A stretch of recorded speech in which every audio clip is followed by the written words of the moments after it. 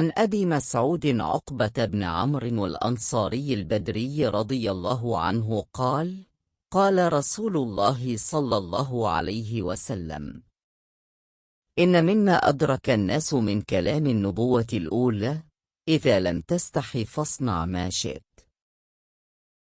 رواه البخاري.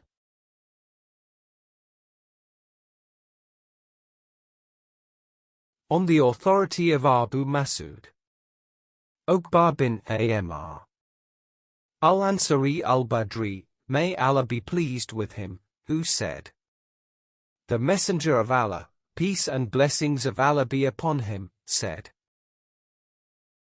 verily, from what was learnt by the people from the speech of the earliest prophecy is, if you feel no shame, then do as you wish.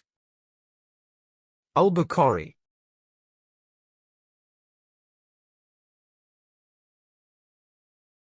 waxaa laga wariyey Abu Mas'ud Uqba bin Amr al-Ansari al-Badri, Allah ha ka raali noqdee, wuxuu yidhi, rasuulku, naxariis Allah korkiis ahaatee, wuxuu yidhi.